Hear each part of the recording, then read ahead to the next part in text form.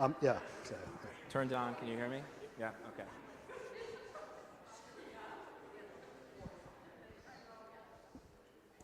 All right. Good. God. This is awkward. Okay. Shall we get started? Are we good to go? Okay. Well, thank you everyone for coming. How wonderful to have everyone in the building here with the doors open and a beautiful day out. And thanks everyone who's joining via Zoom. Wish you could be here, but you know it's great for you to join however you can. I am thrilled to be here with Jeff Deutsch, who really needs no introduction to this crowd. He is the author of In Praise of Good Bookstores, a book we published earlier this year, which has been phenomenally received, and it was the book Jeff was born to write. I have some questions for Jeff. Jeff said to me earlier, I wouldn't normally out him like this, but he said, I really haven't prepared anything. And I said, that's okay, neither have I. I do have some things, some stuff prepared, but really this is a question I would say, Jeff, we've been preparing our whole adult lives for, right? We are both bookstore lovers, and we came together over this book, and so I'm thrilled to be here with him. So, Jeff, I want to start out, I mean, we did an interview for the PUP Ideas blog, but I do want to start out for the people who, if you could tell us your path to becoming a bookseller. Absolutely, but I'm first going to just take the liberty of, first of all, saying thank you all for the incredible work that you do. I have been a die-hard fan, if such a thing is possible, I assure you it is, of Princeton University Press's work since I was a teenager and first understood what a colophon was, first started collecting books, and when I go into the boardroom, I forget the name of it here, but when I'm looking at the collection of what you've published historically, it is really just the greatest collection. The catalogs are amazing every season, so I'm just thrilled to be here and humbled to be in this here in this capacity.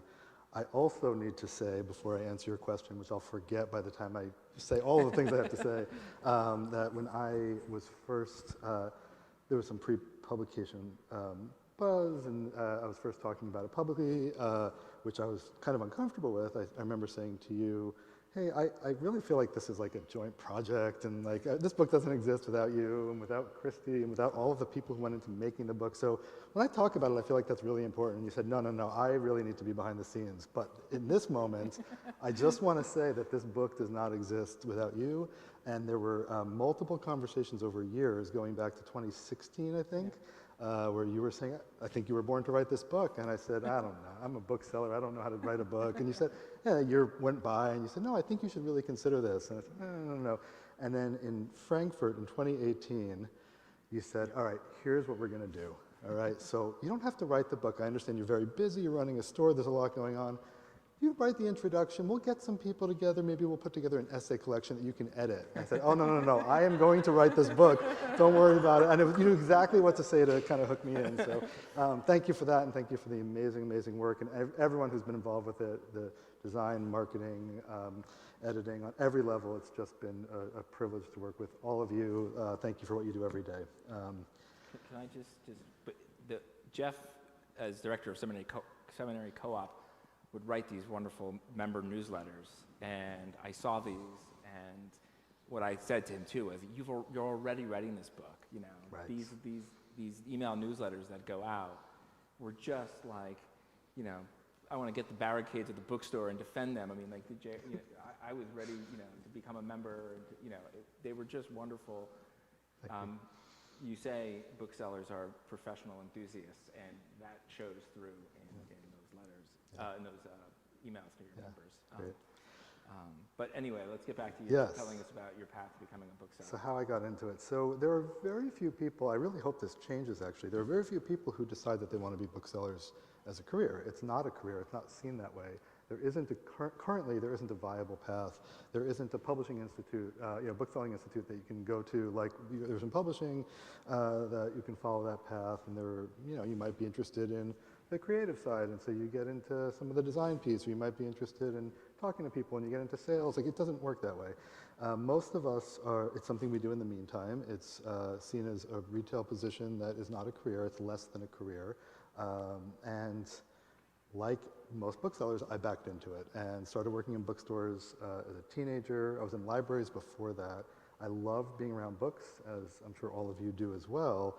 And the idea of going anywhere else and working anywhere else, including in a place that didn't have, like a place like this, there's a ton of books, but didn't have people coming in talking about books, people coming in, browsing, seeing the latest thing that is being published alongside this great history of publishing. I just couldn't imagine it. And so I was with Barnes & Noble for most of the 90s, which was a wonderful experience. And then in the early aughts, I got into university bookselling, basically. I was near the University of Washington, Seattle, and then I went to UC Berkeley, and then Stanford, and then I went to the Seminary Co-op in 2014, which is the best bookstore in the known universe. Some of you know this. Those of you who haven't been, don't know it yet. You'll know it soon enough. And it's a store that has a singular vision, which is to think about the cultural work of bookselling above all, recognize that a physical space for books that privileges books that sell slowly, books that might have one reader every other year, one reader every 5 years, 5 readers every year, whatever those numbers are. They're not publishing numbers, they're not bookselling numbers, they're not business numbers, they're not retail numbers, but they are numbers that matter deeply because every individual engaging that particular book matters, and those encounters matter. And so I'm almost 30 years into a bookselling career. In a year and a half, I'll hit my 30th anniversary, and my hope is that I can retire from a bookstore, but also that anyone who is in their 20s now wanting to get into a career in bookselling, A, will see it as a viable path, and B, will be able to retire from a bookstore. That's great. So, I mean, we all obviously love bookstores, but what is it about a bookstore that we love so much? What is it that, it may not be just one thing, but what is it? The person asks me who I get photos from bookstores. You're shopping wherever you go, I know, and I'm sure this is true for all of us. The first thing I did after dropping my bag off today was run over to Labyrinth, and I only had like 33 minutes, and I was 33 minutes. I was in that basement. I got through all of the fine books in the basement, got my stack, got out of there. I was going to begin by asking, so have you been to any good bookstores lately? Yes. And I mean, for me, it's about the presence of books, and it's about the browsing experience. And so a lot of what I write about this in the book, that the bookstore's fundamental product actually is not the book. We obviously want to sell books. We're booksellers. But really what we're selling as a product is the browsing experience. The thing that I care about when I go into a bookstore is how does it feel to be among those books and booksellers, and the ambiance, and what is this, what are the feeling in the stacks? What am I seeing on display?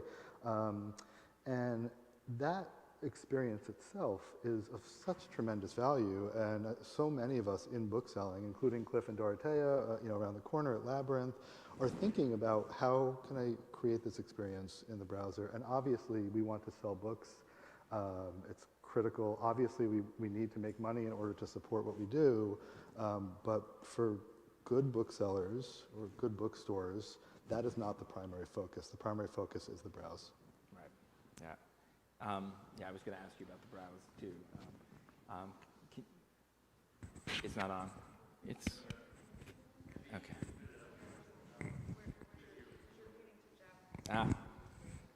Maybe I should put it here. Even better. Is that good? Okay, it's better. Sorry about that. Let's start all over. All right, good. From the top. Jeff, can you repeat everything you just said? I like books. That's it. That's enough. I like books. So you write about, you have a chapter on the abundance of books. Mm-hmm. We, in some ways, we're part of the problem. You quantify books, including how many books you have left to read in your life. But it's, Can you speak more to the role of booksellers as curators of their stores and how you go about the art of choosing? Yeah. Well, some ways you're a part of what problem are we a part of? Producing high quality books for serious general readers. This is the problem. Great. I like this problem. This is a great problem. Sometimes we say, yeah, it's a good problem to have. Yes, y'all are heroes, no joke. And I mean, I talk about this, and this is one of the things. So there's a great line in Ecclesiastes. Who's read Ecclesiastes recently? Great book. Great line in Ecclesiastes. I have a copy right here. Copy right there. Well, there's a beautiful, Princeton does a wonderful book about Ecclesiastes in this series on religious books. Anyway, of the making of books, there's no end, something like that, right? And it's like to the making of books, 10,000 translations of it. But is it a lamentation? No, it is not. I mean, to Ecclesiastes it is, but it's not a lamentation. It's actually a celebration of to the making of books. There's no end. Okay, so it's looking at the numbers is astonishing. Something like 500,000 books are published every year. If we look at the books that are published, with a process, it's half that, whatever the case. We look at 30,000 books every year that are published, new books that come out a year from presses that we work with. And we stock 100,000 books. My number, for me, it's 10,000 books would be amazing if I could read that in a lifetime. It's actually less than that. I don't read that quickly. So 100,000 books in the Seminary co-op at any given time. 30,000 books we're looking at every single year that are published that year. And there's another 30,000 books that sell each year that were published in prior years. It's a lot of books to wade through, and like librarians and like anyone else whose work is around filtration and selection, the idea that we can take in all of this information and then turn it into a selection, I mean, you all do it. I mean, what you look at as an editor, and being at Frankfurt and seeing all of these people there with books and ideas and things to tell you about that they're so enthusiastic about, and to approach them with that respect of saying, every single one of those books takes how much work and a person's vision, and it might not be all 500,000, and it might not even be all 30,000, but maybe it is 100,000 books that are really of interest. And why wouldn't we take the time to meet them from an attention perspective, meet them where they are and say, okay, I will give you whatever it is, 5 minutes of my attention to understand your life's work. I mean, it's the least we can do, right? I can give you a response to an email, which I remember when I started 8 years ago at the co-op, we would respond to every single email that came through from an author. And when you talk to booksellers, there's nothing they love complaining about more than the author who comes in the door and wants you to sell their books. And it's like this joke that we all have. I'm like, what are you complaining about? How beautiful that they've worked so hard and they care, and they might not be able to sell their book, but like, what a beautiful thing that so many people want to tell their stories, and that we have the privilege of being able to say, these are the stories that we know our community is interested in, or might be interested in, or they'll tell us, these kinds of things. And so much of the work is that. It's that filtration, it's that selection. And then there's something magical that happens when we add two more elements. One is the assemblage, if you put it all in one place, and what does it say about the character of Princeton? I mean, walking through Labyrinth, I have a very good sense of what the character of this place is. And then there's the enthusiasm question. When you get shelf talkers, I saw a bunch of them, including Dorothea had one on Clarice Lispector, a new book by Clarice Lispector, a new translation, that's like, oh, well, of course I want to read this book, because Dorothea, whoever she is, I don't need to know who she is, loved it. That enthusiasm is what helps those authors find readers. And I remember, this was right before I started earnestly writing the book. This was in 2020, in February of 2020. And I was in India with Seagull Publishing, who are wonderful publishers, teaching in their school. And I was talking with an author who had a huge novel, like a big advance, big editor, and the book did not meet expectations. It got bad review on day one, and it didn't meet expectations. I'm saying, how many readers do you need to reach? Does it need to be 10,000 or 500 or 1,000? And for any of my fellow Jews in the crowd, I mean, we want a minion. We want 10 people. When 10 people get together, that's where holiness happens. And whatever that number is, I don't know. But at some point, the difference between 500 and 5,000 from a human interaction perspective, I don't know that there's a difference. And so thinking about like that singular experience of every reader with their book, that is where I think the sacred lies in the work that we do. Where do you, like, maybe you can't quite for percentage, but like what number of people come into the bookstore, and Seminary Co-op might be exceptional, who are looking for a specific book or who are looking... Yeah. It's so hard to quantify, but there's no question that a great bookseller turns every single one of those people who have time into browsers. I mean, that's the point. And they might not be browsers that day. They run in, grab their book, run out, but they're like, oh, wait, these are all these books I need to see? And they come back. I mean, we are in the business of turning people into browsers.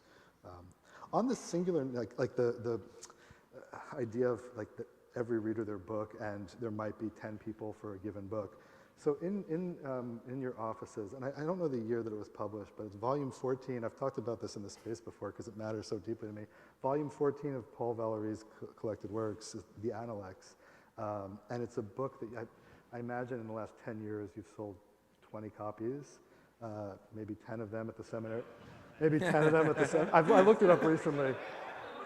And probably 10 of them at the Seminary Co-op. It's, I think, a $90 paperback reissue. And I spent $150 for my copy after reading it twice, sitting in a reference library where I couldn't take it out. And that book has changed my life. I'll read it and reread it and find so much meaning in it. And so me and the other 19 people who have bought this book have had this incredible experience. And it shouldn't be necessarily reissued as a classic. Maybe it should. But it is one of the most moving books, and for me, and it might not be for anyone else. And that is really, like, again, the business that we're in, and it's remarkable. So.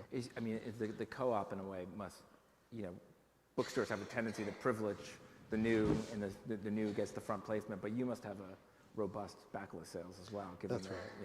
Yeah, we have robust backlist sales. Books that are published a couple of years older. And we sell a lot of single copies. We also have robust, there isn't the analog for the backlist for a bookstore, which are books that we bought a couple of years ago, right? So there are books that are published a few years ago, but then we have books that sit on our shelves for 2 years or 3 years or 5 years or 7 years. And those books, those physical copies, sell after all that time. And there's this question of, well, why do you house them for so long if no one wants them? Yeah. And the question, or the answer for us, the question with which we answer that question is, how do you quantify that time? I mean, should it be in regular publishing now? It's 3 months, 6 months, and if it doesn't sell, it's just not going to sell. But these books take years to write, and some of them years to ripen, and we like to let those books ripen on the shelves. And if they're academic books, sometimes years to get reviewed. Years to get reviewed, exactly. Years to deliver on deadline. I don't know what, right. Things take time to ripen. So you recently took the Seminary Co-op nonprofit. Can you talk about what that means? And both like from a practical standpoint, like what that was like, but also what a bookstore as not-for-profit means. Yeah. Yeah, so we went from a member-owned cooperative, which we were for 58 years, retail operation, to the first and currently only not-for-profit bookstore whose mission is book selling. And we did that for a number of reasons, but the primary one is to acknowledge our purpose and our method of operation, which is we were not acting as retailers. Retailers, we can't do that. Most of the books that we sell, we break even when we sell them quickly. We carry a lot of university press books, and margins are 20%, and as you know, you can't make a living with that. And so we wanted to acknowledge that just as an institution, the incorporation matters. So if we incorporate as a retail environment and we're not making money on retail, then we're failing. If we incorporate as a cultural institution and we're doing a great job of keeping this collection and bringing people together over their shared love of inquiry and literature and beauty, then we're actually succeeding, and we find different metrics, and we have to fund it differently. So Booksellers, again, less than a profession, it's a job, not a career. Well, we want to change that, and in a not-for-profit institution, it is a career, and we want to find ways to lose more money, by which I mean invest more money in the staff, in the books. We would carry like twice as many books as we have today. We have the space for it, and we would carry them. And there are so many great books that are coming out that we aren't carrying because we can't afford it. What would our store look like if we could do that? And what would our communities look like if, I mean, and Labyrinth is one of the best in the country, but he can't, they can't carry as many books as they want and as many books as that would sell slowly. What would it look like if we had 50 stores, let's say, or 25 stores in the country that could carry 100,000 books that sell slowly, not carry tchotchkes, which tchotchkes are wonderful. I love a good tchotchke. I just don't want it to be an economic necessity. I love socks. I love witty socks with epithets and whatever, great. I'm all for it. Expletives and cats and whatever, great. But should that be an economic necessity to sell the books that have that will change your life and or challenge your understanding of the world or create beauty or solace or meaning? That it just makes no sense. And so, and I've been I was in New York the last few days, and I'll go back in a couple of days, meeting with publishers and other journalists and cultural critics, people like that, and really trying to get some momentum on this movement to say why are we treating one of our most prized cultural goods as a commodity like socks with epithets and expletives and cats and whatever else cartoon characters on, which are fun. Like I'm wearing them. I won't show them to you. I have bookstore socks. I should have worn better socks today. I had some, but I'm scanning the socks in the credit. But why should we do it that way? And why should? And I feel like it's less true for any university press, but even for university presses, is there a way to differentiate some of the, should there be the same business model for a trade book and a university press book, but also like maybe a regional book, like it has a different idea of why it exists in the world, how long it's going to exist in the world. But in the Big Five, in the general trade publishing, we're putting a Star Wars novelization alongside a celebrity biography, alongside a new biography of Kierkegaard, and saying that these are the same thing, and we're going to sell them in the same way, and why? Why? It doesn't make sense. And so the hope behind the not-for-profit is that we can build deliberately a business model for stores like the Seminary Co-op, or perhaps not focusing on university press titles, but focusing on social good or underrepresented voices.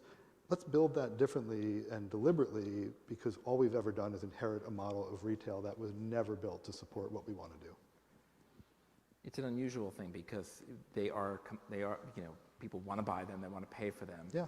I have to be careful. We have a librarian in the house here, and so we don't just want to take them out of libraries. We do want to take a lot out, but we want to own these books too. We want to have them. We want to keep them. We want to deface them. We don't deface the library books, but we want to deface the ones we have. Not deface, but write on them, earmark them. Beware the librarians. Yeah. No. Also a book buyer, This is I the know. same thing. No, but this is the point. Imagine today that libraries don't exist, and we're up here talking about, well, what a great idea to have a public library, and we would have or a university library, and we'd have a land grant for the library, and we would build these palaces of books, and let's just fund them, and people can just take the books out and read them, and do it for free, and anyone can do it, and there are no barriers. I mean, be laughed out of any bank or town hall or whatever, and so this is the exact, we're in common cause, 100%, yeah. And the point is, the reason why we want people to buy the books in the old model is because we want to make sure that there's money circulating throughout to make sure that the books are produced. It's totally noble. Yeah. But the reason that really we should want people to buy the books, I think, is different, because book ownership feels different, and that's important. But really, we want to find ways to monetize the work at every level. Everyone who is involved in creating books and creating book spaces, and whether it's librarians or booksellers or editors or marketers or designers or copy editors, everyone should be remunerated in a way that speaks to the value of their work, and finding a new way to do that is important. And publishing and libraries already have these models, and bookselling doesn't yet. So we're hoping it will. I'm the philosophy editor for the press, and so it's doubly, I'm a bookstore lover and a book lover, and it's doubly, appropriate for me to publish this because this is the most philosophical book. You all read about bookstores as well. You say, you talk about the highest aspirations of a bookstore. What are the highest aspirations of a bookstore? Also, well, let me give you a different one. Let me come. Okay. You say bookstores give us permission. What do they give us permission for? Yeah, I do say bookstores give us permission, and I think I think that comes out where I say that bookstores gave me permission too. So I'm going to speak really briefly about my background because it does speak to why I feel that's so important. I grew up in Orthodox Jewish community where everything was prescribed, and we read a specific canon, and that canon was what people read, and it's a great canon. And there's to give one example, there's something called the Kabbalah, which there are a bunch of different books that are part of the Kabbalah, and it's the mystical tradition, and these are mystical books that one is not allowed to read until they're 40, because you can't understand it until you're 40. And so there were like hands off, you cannot touch those books. And the idea that I could walk into a store and whether it's philosophy, I don't need an advanced degree in order to read. I mean, the books that you publish are incredible. So I could go and pick up Epictetus, and I had no knowledge whatsoever of any of the history or any of even the context in which he was writing, who he was, whether he was a slave or an emperor, it doesn't matter. I could pick up that book and I could read it. I don't need anyone's permission to do that. There are no gatekeepers, and have an individual experience with that book. Epictetus is an example. It's 25 plus years since I read him for the first time. Completely changed how I think about the world, how I think about myself. Many of the books that you're publishing in the Ancient Wisdom for Modern Readers series, which is available at a local bookstore. Available at a local bookstore, and with the most beautiful design of just about any series. I mean, the design is incredible, the scholarship's incredible, the translations are great. So many of those books, for instance, we were talking about this earlier. I recently was reading Spinoza's Religion, which you all published earlier this year or last year, and I've been reading Spinoza my entire adult life, and I've never understood the ethics. And I realized that I was looking for permission from Spinoza to read book 5 of the ethics by reading books 1 through 4. But Claire Carlisle taught me that all I need to do is read book 5 and test out of the other 3, and it will change my life. And I now have a George Eliot's translation, which you brilliantly brought back into print. I had that permission because I didn't need anyone's permission, because I was able to, build my own canon, step out of the orthodoxy I grew up in and move into a heterodoxy, and just engage directly with these thinkers and hang out with people who, have allowed me into their wisdom. Yeah, I mean, you're writing about the experience of growing up around books is just beautiful part of the book, and the indentation on the carpet of the bookshelves after they're removed is just a beautiful image. I do have a couple more questions, but then we'll open it up to questions, and I guess we can take questions from Zoom as well. Is that right? Okay, good. Because you're an avid book collector, and because I'm inspired by the New York Times book review, which I read every week, I do want to ask you, how do you organize your books? I hate that question in a lot of ways, but I want to ask you. I wonder why you hate that question, and one of the things I love the most about coming here is visiting your office. Maybe I hate the answers usually more, but... Well, I love visiting your office, and I'd be curious to hear how you organize your books, because you do a lot of organizing by series, which I really love. You clearly care about design and having series together. And today I was looking for that Spinoza, and I did notice that there's an alphabetical thing happening. It's very light. But it's a very light alphabetical thing. It's a light touch. And I think that for bookish experts, and I just mean experts in being bookish and their own personal way of being bookish, they're idiosyncratic organizational principles, and I can only imagine your home library is even better or worse, depending on your perspective. I think better. I could talk a lot about your book collection. It's really beautiful. Mine is currently, my friend calls it's like bookstore style. My friend who does A to Z no matter what. It's like, why do you have sections? What is it, a bookstore? And I'm like, how do you know? Like, don't you want to you want to think about, nature writing today and poetry tomorrow? You just want it all together? So I have sections A to Z. I have maybe 10 sections, but I also have these are like my special people that I just like to look at and think about. And then I have my on deck circle, which used to be like a dozen books on my desk, and then like maybe 2 dozen to my right. It's now, I'm not even kidding, it's probably, if we're doing dozens, like 6 or 7 dozen. Yeah. It's ridiculous, and I clean it out, and then I have my, Tim, close your ears for a second. I have my ARC section that I get all the ARCs, and every year I do my purge. I do my purge of ARCs, and I'm like, who am I kidding? This sounded amazing. Tim was talking to me about it. I was like, I have to read it next. I'm never going to get to it. I have 7,000 books in my life. That's it. And I'm like, that was when I was born. So it's late in the day to be hoarding all these books. But to give one example of a recent thing, so I read a lot of poetry, and it used to be really important to me to have like with like. So I wanted like, the South Side Chicago poets in one spot, and the Russian modernists in another, and the ancients in another, and that's how it has to be, because you can't like break up, Tsvetaeva and Mandelstam, you need them talking to each other, they're just the right thing in the world. But then I went A to Z, and it created these new, it was evocative, it created these new assemblages where I was like, oh my God, this is amazing to see, like, Mandelstam is sitting there, and, right next to Milton, and like, that's cool, what an interesting thing. And then here's like Audre Lorde, like right over here, what's going on? It's like a really interesting conversation. So that's one of the things that we actually talk about in the bookstore too, is we really just want to change the experience of engaging those books. It's not about, we're not saying this book belongs in that section and that's how it's going to be, and BISAC codes are brilliant. It's what's the experience of browsing it. So I feel that way as a reader and a bookseller. I won't tell you how I organize my books, but recently my wife asked me if I had a copy of Neil Postman's Amusing Ourselves to Death, and I said, I know it, I do. My collection's a little bit haphazard, but I know where things are, and I can find them, and I was convinced I had this, and I looked, and I looked, and I looked, and I said, maybe I got rid of it in a purge. So I bought another copy. There was a nicer paperback edition than the older one I had read. And about a week later, I was looking on my shelf for something else, and there it was. And now I have 2 copies if anyone wants a copy. Yeah, now you have a gift. Now you have a gift and a copy. And the on deck circle is big, and it is encircling me. Right. So we have time for questions. So I want to open up the floor here, the airwaves, the Wi-Fi waves. Oregon. Use the mic, please. Yes. Would you say that the way that you view books and the way that you approach book selling has changed now that you've written one of your own? Great question. That is a great question. I'm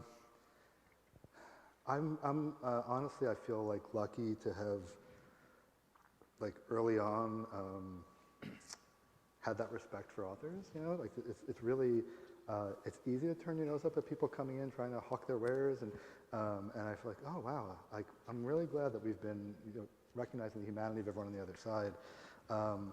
I was in Labyrinth today. I mean, it was crazy. I was in Labyrinth. They asked me if I was a member. I'm wearing a mask. I'm schwitzing in the basement because I like to sweat when I'm in bookstores. You exert yourself in a bookstore, and if you don't, you're doing it wrong. It's my tip. And the bookseller was like, asked my name, and I wasn't said, oh, you're the Seminary co-op, Jeff. And I'm like, yeah. Like, yeah, I read your book. And I was like, it was just surreal. And I love Labyrinth, and I used to go to Macabre's. I mean, it was like really just to be in this city and have that was amazing. And being on tour and all the support that everyone here has given it. Like, don't make me cry. It's like, come on, nobody wants me to cry about it. It's easy. Don't be more ambitious. It won't take much. It's just really it's special. And will it change things? I hope not. I hope that I hope not. But it's been a real privilege. So, thank you for that question.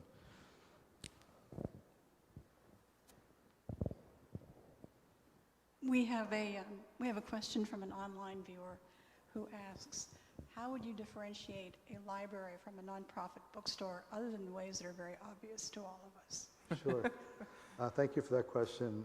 Rob asked me that question after the first draft and said, you're going to get this question every time, so make sure you write about it and think about it. So thank you, because I really wasn't. There are a lot of differences. One of the most important differences for me, when I talk about the browsing experience being the product, I think that a great acquisitions librarian builds a collection, their assemblage, if they do it right, is always dispersed throughout the community. It's never going to be in one space. You can't walk in and see like, this is what actually they want me to see. It's like, this is what they wanted me to see 3 years ago, and that's what's left on the shelf. And I think that and I personally, I spend a lot of time in libraries, small public libraries, larger ones, private ones, and university ones. I particularly love a university library. I love the library. And I love the used bookstores too. So that's a really important difference. There's an important, to actually be able to see what is of the moment and what that bookseller thinks the assemblage of the community should be. There's something really important about ownership. I'd be remiss, I will not be remiss, if I didn't mention a novel called Divine Days by Leon Forrest, which is one of the best novels I've ever read. And it was published in the early 90s, and Leon Forrest was edited by Toni Morrison, his first 3 books, and then wrote this sprawling 1,200-page masterpiece. It's truly one of the great novels ever written. It's a Ulysses of the South Side of Chicago. It takes place over a week. I bought that book when I moved I found out I was moving to Chicago. I was looking for a Chicago book that would give me a sense of the life of Chicago, and I had never heard of it. It went out of print right around when I started in bookselling. I missed like the very small window when it hit by a year or 2. And we're bringing it out. So we actually have a publishing imprint now in partnership with Northwestern University Press called Seminary Co-op Editions, Offsets, sorry. That was we scratched the edition. Seminary Co-op Offsets, and it'll be our first book. It comes out in February. The reason I bring this up and answer the question about libraries is that edition that I bought in 2014 sat on my shelf intimidating me and beckoning me for years. I would look at it, I'd take it off the shelf, I'd run my fingers through the pages, I'd start it, I couldn't quite get into it, it wasn't the right time, and my relationship to that specific book matters so much to me. And I have books like that. I have a copy of Leaves of Grass. It's the ugliest thing you've ever seen. I think I got it as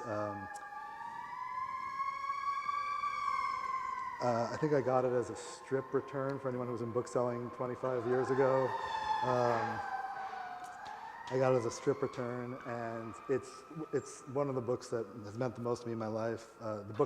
The Leaves of Grass as a book, but then that object, that ontological Leaves of Grass that I carried with me through my 20s and 30s, it's just hideous and beaten up. It just means a lot to me. And the library copy, I've read a lot of books in the library that I don't own.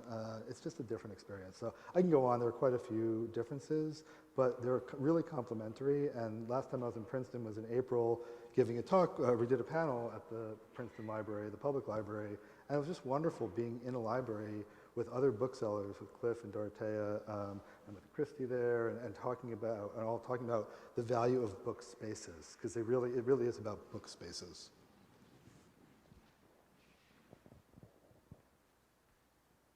Other questions?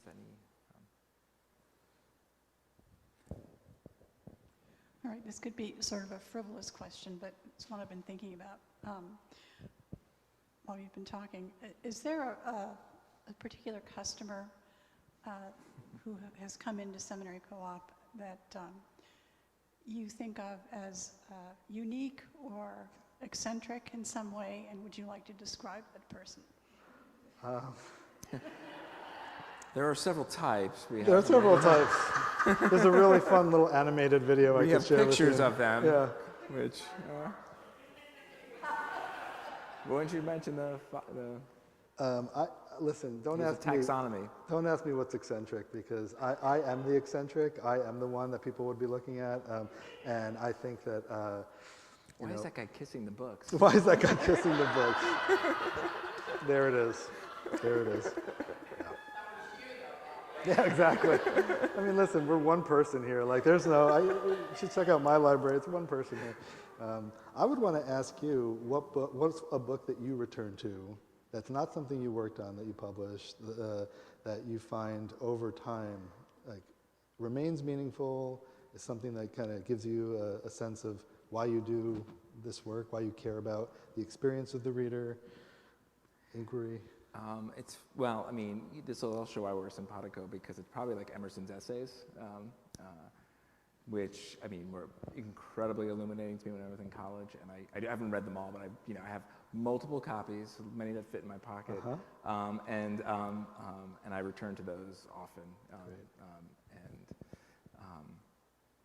I have actually been in a rereading phase, which actually hurts the whole number count thing. I don't know if you count those as separate. Oh, you count rereading. I mean, the second time you read Emerson's essay is a very different, it's completely different experience. It's that great Borges story, Pierre Menard, where Pierre Menard writes Cervantes' Don Quixote exactly word for word, the exact same book word for word, but it's a completely different book when Pierre Menard writes it. That's how rereading is. The one question that I wish the New York Times had, how do you answer the question when people come into your house, have you read all these books? How do you answer that question? Right. Do you use your china every day? Do you, Exactly. Yeah, have you read all these books? Books, I know for me, and I'm confident to say all of us here, books are absolutely to be read. And they're absolutely to be, like there are 10,000 other ways to engage them and to find meaning in them. The Divine Days was a good example. That book lived with me for a long time before I read it. I am excited to have books on my shelf that I will never read. I'm afraid of it. I hope it's the right one. I hope I get to the ones that I really want to get to. I don't ever want to forego a good reread. I feel like rereading is critically important. But engaging with those books and reading a few pages even is so meaningful. And this is the last thing I'll say about this, the point of like the presence of books with libraries and any bookish space is what happens, like how does it train our minds when what we're looking at are first book spines and then the pages themselves, even if it's just, what's it like flipping through channels? I guess people don't do that, or scrolling through TikTok or whatever. Like that becomes the wallpaper. What is it when the wallpaper and that the general air in which we walk through the world is a bookish one? Like that becomes the background, and that is, I'll take that over. That's a good enough reason. My response is I've read in a lot of these books. You've read in a lot. Yeah.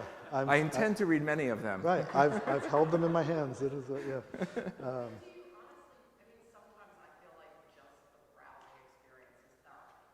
Exactly. Yeah. That's right. Exactly.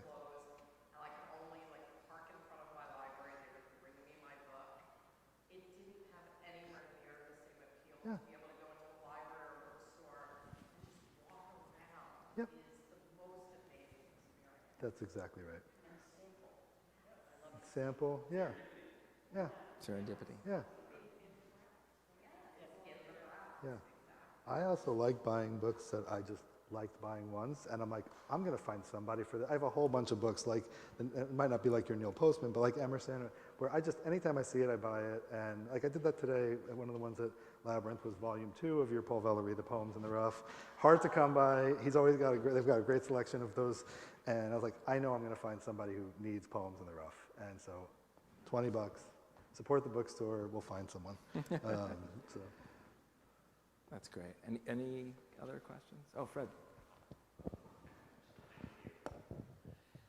Hi, Jeff. Hi, Fred. Forgive me if you've addressed this question in the book already, but is there one particular mentor, one exemplary bookseller whom you knew growing up or as a young man who you modeled yourself after, who you see as, someone that you really wanted to emulate, in developing your métier? That's such a great question. The short answer is kind of, because I love the curmudgeonly, like cigarette in hands, curmudgeonly bookseller who won't give you the time of day. And the bookstores that I like shopping in or liked shopping in are not the bookstores that I try and run. In fact, would never want to run one. So Mo Moskowitz, who founded Mo's in Berkeley, who I didn't know personally, but his legend preceded him, was somebody who was really important to me. And he chomped on a cigar and railed about the world and was constantly, it was like, holding court. And the other person who really personally meant a lot to me was somebody named Walter Martin, who is also in the Bay Area, and he ran a store called Chimera, which mostly sold French poetry and classical records. he would sit behind the counter and translate Baudelaire. And there is a complete Baudelaire that he did that they published 20 years ago, and just growl at patrons. And I thought, this is the life. I mean, this is what I have no French. I don't care about classical music, sorry. But like, this is the life. And to just be in a bookstore and be able to just kind of create your own environment, I thought about it differently. I wanted to be more Whitmanian and, everyone come in and let's all be enthusiasts and, and I want everyone to feel welcome. But then the person who I really try and emulate now, or I really look up to, is Paul Yamazaki at City Lights, who I write a lot about. And Paul is, he's a legend. He's been doing it for over 50 years. City Lights Booksellers is not, a lot of people think of Lawrence Ferlinghetti, who founded it. It's Paul Yamazaki who made it what it is. And North Beach, the neighborhood in San Francisco, doesn't exist without him. And a lot of American letters over the last 30 years, it's different without Paul. I would be remiss if I didn't. I will not be remiss. Say that we are publishing a book by Paul Yamazaki next year for this reason, actually, with our other imprint, Ode Editions. Look for it and find bookstores everywhere. We were on a video call with Jeff celebrating, and Paul celebrating the publication of the book, and Paul was on the call outside on his porch, and all of us were wondering, he has us all beat because on his front porch, he had stacks of books behind him on his outside front porch. And a lot of us after were like, were those books on his porch, like outside, like just stacked up? I mean, this is a pandemic thing. He's been taking all his Zooms on the porch, and I have watched that stack. That stack changes. It's a real bookseller stack, and I know what he's up to. Well, and I also say, one of the things that, Christy, that you talk about so eloquently and really, bring up often in spaces we're in, is like, what does peer review look like outside of a university press setting? Like the principle of peer review. It's such an important principle, and it was fun to think about, like, well, how are we going to do peer review on this book, and what does it actually mean? And I remember, one of the peer reviewers was like, well, who's going to argue the other side of praising bookstores? Like, who's right? Who's going to write that? Fair point, totally fair point. And to have people, and it's Paul Yamazaki, and it's Janet Jones at Source Booksellers in Detroit, and it's Sarah McNally or Cliff and Dorothea. These peers think about this this work and what it looks like. It's actually a really powerful thing, and to have people say that this is hopefully will give voice to some people who are like-minded. Like that means a lot. So excellent, thank you. Any other questions? Oh, go ahead, Emma. Go ahead. Hi, Emma. Wait, hang on for the microphone. Hi, Jeff. Hi. You talk a lot in your book and just generally in real life about the enthusiasm of booksellers and their relentless enthusiasm, and that really drives the bookstore. And it's really obvious in your book and talking to you too that there's a lot of it is rooted in a relentless hope and optimism for the future of bookselling in bookstores. And I'm going to steal Rob's question that he started and then didn't finish, and then change it a little for what are your highest aspirations for a bookseller, and how can they maintain that enthusiasm and that hope, and kind of how can publishers and booksellers and I guess the community work together? Because there is a wonderful peer community of booksellers, and you've listed just like a good dozen so far of wonderful booksellers who have had careers, but how do we maintain that for the future? And so the question is how to create the hope and optimism? I guess what is your hope for what a career in bookselling could look like? And then I guess, I know you've organized some talks and stuff with booksellers, so if you could talk a little bit about that. How do we get there, and how can publishing support that, I guess? Yeah, thank you for that. I think that PUP is the leader, certainly in the university press world, but I think in publishing in general, of thinking creatively about bookstores and booksellers and respecting the work, and really trying to focus on that. So the question of how to create hope, in booksellers and support for them, I think first and foremost it's a recognition of the powerful work that they do and the meaningful work they do. And I would also say that PUP does a great job, including, one of my favorite things and I don't know when this started, I think it was recent, but it's, just to have the credits. Having the credits, having your name in the book, oh, wow, production, Erin was doing the production. I love her work. It's really cool. And as somebody who came up, and this is one of the things that Paul Yamazaki has taught a lot of us, is get to know editors. Like we spend a lot of time with editors, and because they're often doing this hidden work that's actually so meaningful. And so it's it, get to know booksellers, know the booksellers in your community, and even if you're not buying the books, I mean, I don't need to buy new books. I get basically whatever I need through the store, through publishers, or but I go in there and I find ways to patronize those stores and to say thank you to those booksellers and to acknowledge the work that they're doing. And there's really no difference. I mean, you asked, Lisa, that it comes from a place of hope and optimism. I talked about the curmudgeons that kind of, led the way. And I am optimistic and I am hopeful. And it's not as a bookseller only that I'm optimistic and hopeful, it's as a human.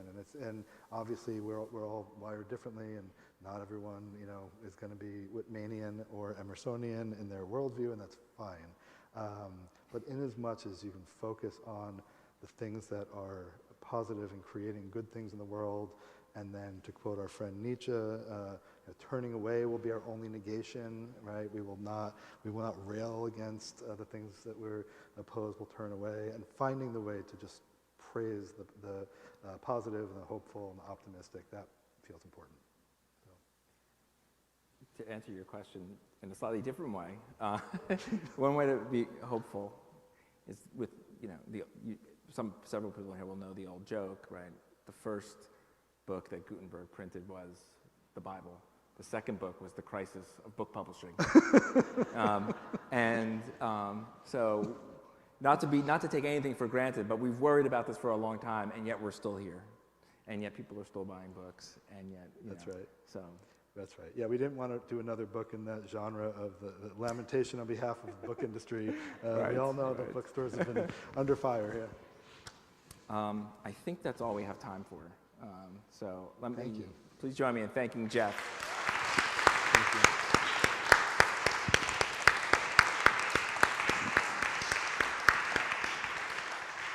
And there's food and drinks and festivities to be had here. Thank you.